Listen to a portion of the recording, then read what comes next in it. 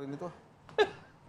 Oke, kita lanjutkan perbincangan. Bang, kemarin hari Minggu tiba-tiba preskon begitu ya. Ada temuan baru, ada bukti baru yang mau disampaikan atau khusus cuma mengatakan bahwa ini ada usaha kriminalisasi kemarin? Ya, jadi kan seperti yang tadi beliau sampaikan. Ini sudah ada pergeseran nih. Dari yang awalnya kajian ilmiah dan sebagainya, sejak 2 tahun yang lalu kan udah seperti ini. Hari ini berputar gitu kan. Kemudian disampaikan ijazahnya tidak ada. Lawang tiap hari dipertunjukkan ijazahnya kok. Ratingnya mungkin dari sini TV One paling tinggi kali. Ijazahnya tiap hari ditunjukin. Masih juga dibilang tidak ada. Tapi kan sudah diteliti juga dari pihak penuding bahwa itu banyak ketidakcocokan begitu. Masalah font lah dan segala macam tuh. Itu silakan saja. Tetapi perlu kita ketahuin, proses pengaduan yang disampaikan di Bareskrim, bayangin di Bareskrim nih paling tinggi, itu dihentikan. Semudah itu. Lawang dihentikan, terus dipaksakan ke penyidikan. Tadi kan bahasanya selalu penyidikan. Artinya apa itu? Saya mengikuti aja jawaban beliau tadi, Pak Ahmad. Ada suatu tindakan bukan pidana, dipaksakan naik. Itu namanya apa?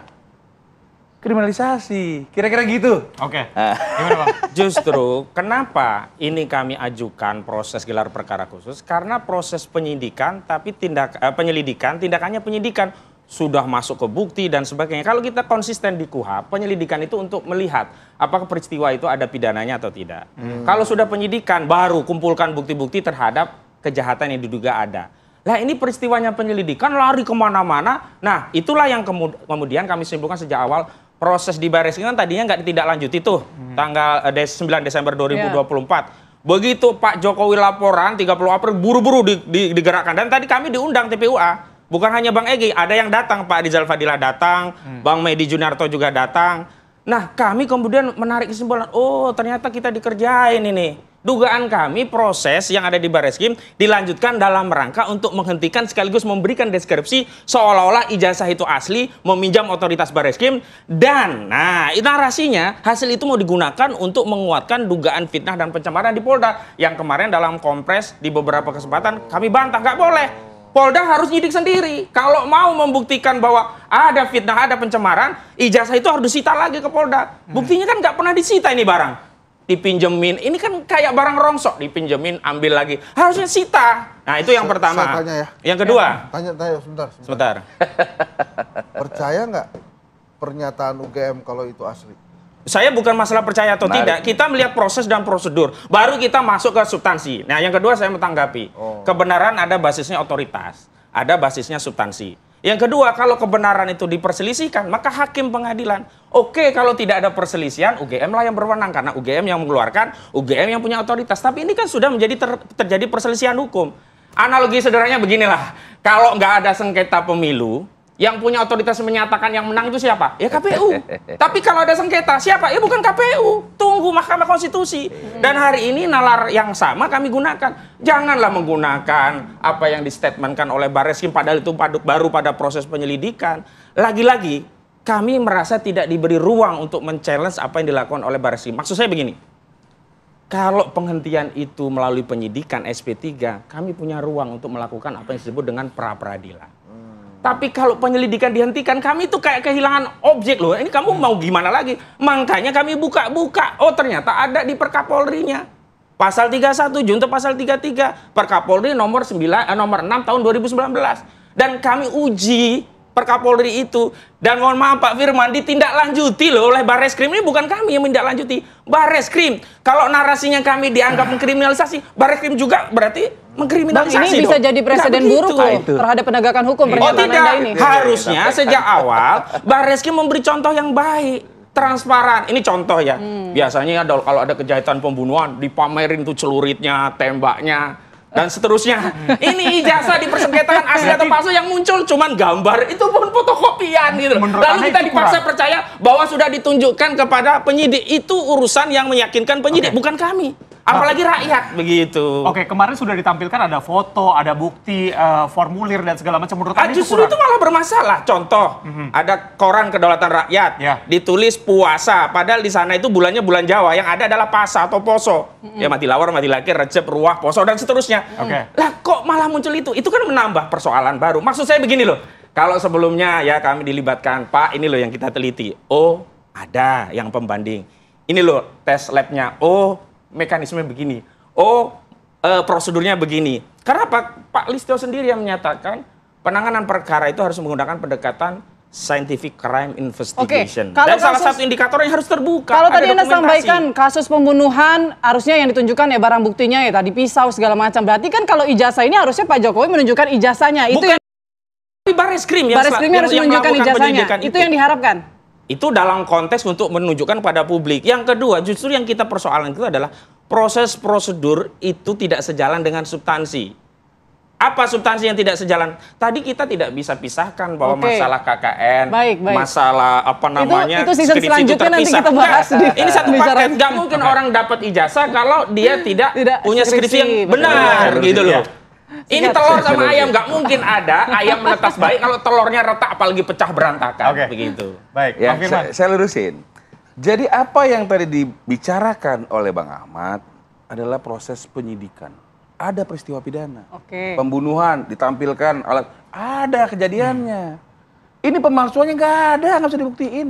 Orang yang ngadu nggak datang bercanda. Udah datang, saya Kemana? klarifikasi lagi, udah datang. Gitu loh. Karena pengadunya itu TPUA, TPU itu lembaga. Udah datang Bang. Sudah datang, ada 2 yang datang. Saya bisa bicara dulu nggak, gitu Oke. kan? Saya klarifikasi Nggak begitu. bisa, Gantian karena ya, Bang, karena gantian ya, Bang. Bares Krim Polri sudah menyampaikan secara terbuka. Saya bukannya ngira-ngira, dengerin aja. Oke. Bares Krim Polri tadi disampaikan, terima kasih sudah disampaikan. Bares Krim menyajikan, udah disajikan. Tadi kan disampaikan. Ya, tapi harapannya mungkin Fotokopi doang. Tidak di layar. Layar doang. Tunjukin, ya. Kita mau cari ijazah atau nyari Pak Jokowi. Kan udah kelihatan shiftingnya. Pak Jokowi sasaran antara. Nah kalau ini liar ini, saya nggak Tuh, setuju. enggak, jangan liar. Liar. Saya boleh berpendapat. Bang Ahmad Tapi sudah keluar. Bang Ahmad menyampaikan semua urutan penyidikan. Liar itu. Ketika tahap penyidikan sudah masuk, maka ada Oke. peristiwa pidana. Nggak, Sabar dulu. saya lihat. Sabar dulu, sabar dulu, Lihat, sabar dulu. Sabar dulu dong. Jadi biar kita tegas-tegas nih, kita harus edukasi karena ditonton jutaan orang. Iya. Karena kalau kita bicara terus, gini, dia kasih contoh, saya kasih contoh. Ada uang palsu. Pak Firman pegang uang palsu.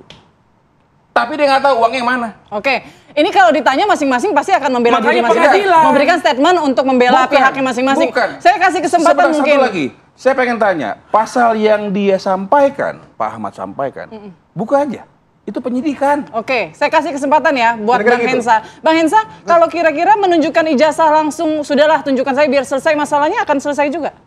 Saya rasa sih akan selesai juga, tapi masalahnya perlu sampai segitu nggak gitu. Makanya ini saya awam ya. Saya bukan ahli hukum, saya bukan ahli dokumen gitu ya.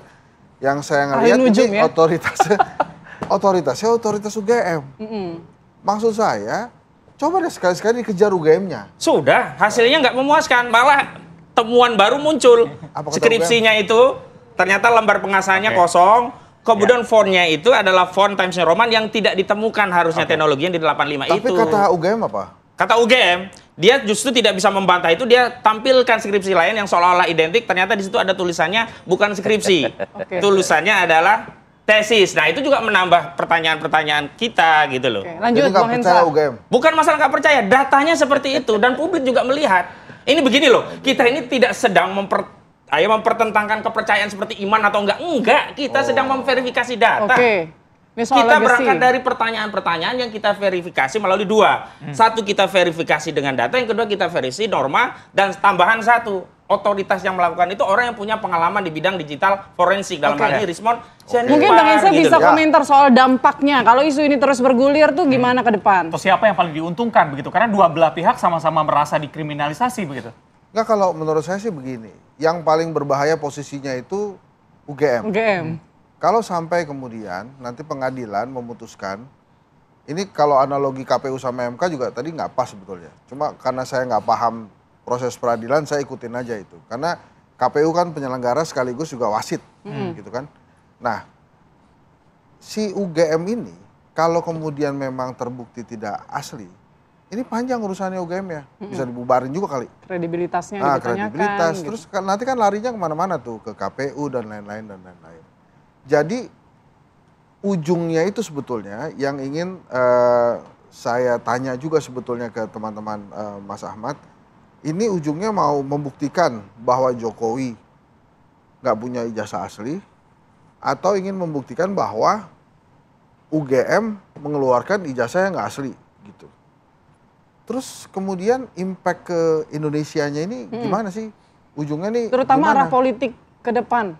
Iya, makanya kalau arah politik kan kalau misalnya ini ternyata sesuai dengan yang diharapkan oleh Mas Ahmad nih, terbukti tidak asli dan lain-lain, ya pasti akan ada imbas politiknya gitu ya ke lingkaran Jokowi juga gitu. Tapi ini kan balik lagi ke masalah trust level ya. Saya kenapa kemudian ini jadi membuncah, karena ada kepercayaan yang makin menipis, entah itu kepada Pak Jokowi, entah itu kepada UGM. Ada beberapa pihak yang mengatakan secara pragmatis tunjukin aja ijazahnya dan itu benar, selesai gitu masalahnya. Tapi apakah itu oke secara hukum? Saya nggak paham. Yang saya lihat kasus ini sudah terlalu lama, yang ujungnya menurut saya nggak oke juga buat Indonesia.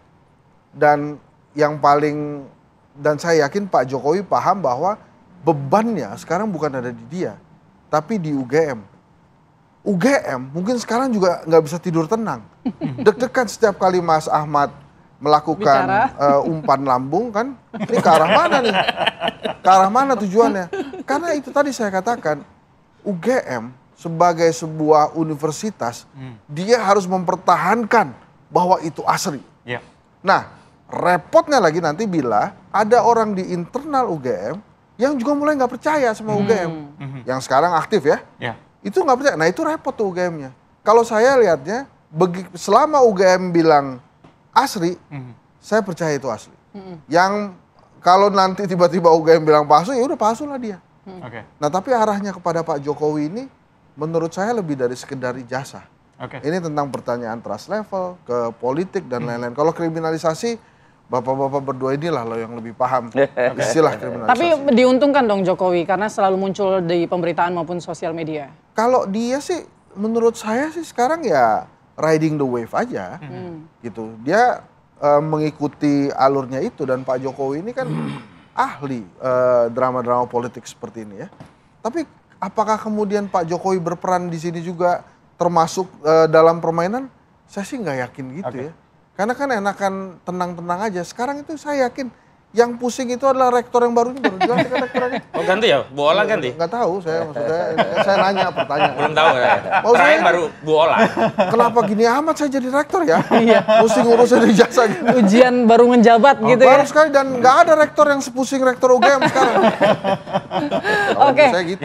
Baik, kita tunggu aja bagaimana episode-episode barunya. Semoga titik terang bisa segera terlihat begitu ya. Terima kasih. Segera selesai lah kita doakan. Segera selesai begitu, jangan cuma terlihat. Yang jelas sing salah seleh bisa tuntas. Baik, sama-sama kita buktikan nantinya ya. Terima kasih Bang Terima Firman, kasih. Bang Hensat, Bang Ahmad juga Sama-sama. sudah berbincang pagi ini di Apa Kabar Indonesia. Sehat selalu semuanya. Ya, Semangat. amin.